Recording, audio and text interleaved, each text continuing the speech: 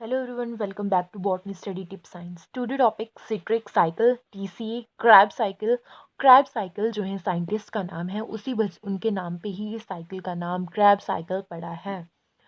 इसके लिए important thing है कि आपको माइटोकॉन्ड्रिया की डायग्राम आनी चाहिए. आउटर लेयर है माइटोकॉन्ड्रिया की, ये इनर लेयर है. आउटर और इनर लेयर के बीच के स्पेस को हम कहते हैं पेरी माइटोकॉन्ड्रियल स्पेस. जब हमारे पास ग्लूकोज 6 कार्बन से पारुविक एसिड बनता है, अब यही पारुविक एसिड जो है माइटोकॉन्ड्रिया के आउटर सरफेस से होता हुआ जो है पेरी माइटोकॉन्ड्रियल स्पेस में चला जाएगा. पेरी माइटोकॉन्ड्रियल स्पेस में जाने के बाद यहाँ पे केमिकल रिएक्शन होगी और पाइरुवेट के साथ केमिकल रिएक्शन हुई, ये चेंज हो गया एसिटाइल को एंजाइम से में. एसिटाइल को एंजाइम से ही पूरी जो है टीसीए साइकिल की फॉर्मेशन होगी. ये जो पाइरुवेट है ये सेल के साइटोप्लाज्म में देखने को मिलता है.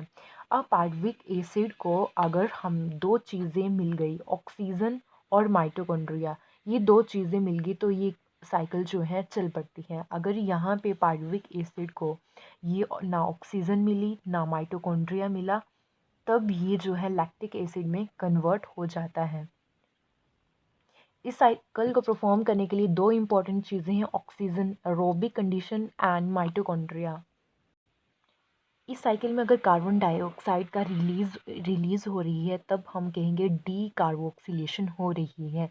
एन NADP का NADPH में कन्वर्ट होना डीहाइड्रोजिनेज. जो पारुविक एसिड से एसिटाइल को एंजाइम बनता है तो कार्बन डाइऑक्साइड निकलती है तो उसे हम कहते हैं डी कार्बोक्सिलेशन हो रही है. अगर यहाँ पे हाइड्रोजन निकल रहा है तो NADP NADPH में कन्वर्ट हो रहा है तो यहाँ पे हम लिखेंगे डी हाइड्रोजिनेज प्रोसेस यहाँ पे हो रहा है. अब इन दोनों प्रोडक्ट को हम ऐड कर दें तो बनता है हमारा पाइरुवेट डी हाइड्रोजिनेज कॉम्प्लेक्स. अब जो पेरी माइटोकॉन्ड्रियल स्पेस है यहाँ पे मैग्नीशियम हो गया, एसिटाइल कोएंजाइम हो गया, ये जो है यहाँ पे एसिटाइल कोएंजाइम, ये सारी जो पेरी माइटोकॉन्ड्रियल साइकिल की जितनी भी एक्टिविटी है उसे एनहांस करते हैं. ऑक्सैलो एसिडिक एसिड जो है माइटोकॉन्ड्रिया के मैट्रिक्स में प्रेजेंट होता है और ये सिट्रेट जो है ये कन्वर्ट होगा सिट्रेट में. कैसे? ये एसिटाइल कोएंजाइम प्रोसेस कहाँ हुआ था? हमारे पेरी माइटोकॉन्ड्रियल स्पेस में हुआ था. तो ये वाला स्टेप हमने ऊपर ही समझ लिया है. तो यहाँ पे क्या हुआ था, एसिटाइल कोएंजाइम ऐड हुआ और वाटर निकल गया. उसके बाद सिट्रेट बना. सिट्रेट कितने हैं हमारे पास? 6 कार्बन है. सिट्रेट के बाद बना हमारे पास आइसोकोनेट्स. ये भी कितने कंपाउंड हैं? 6 कार्बन कंपाउंड है. उसके बाद यहाँ पे ऐड होगा वाटर और ये हमारे पास सिस इसका रिमूव हो जाएगा और बनेगा हमारे पास यहाँ पे एंजाइम यूज़ हुआ एकाइनेटिव.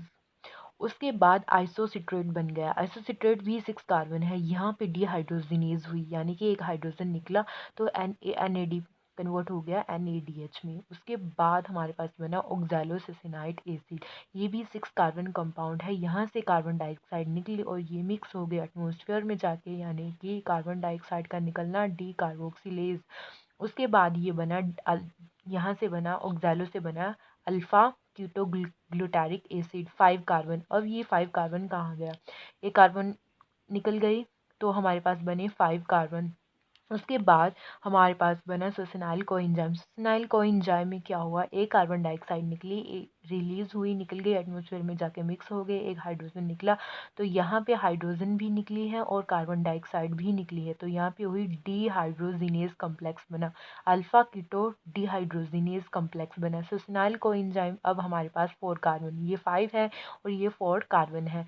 4 कार्बन इसमें काइनेसिस हुई, GDP जो है कन्वर्ट हुआ, GDP जो है कन्वर्ट हुआ ADP में. GDP जो है इक्वलेंट होता है ATP के.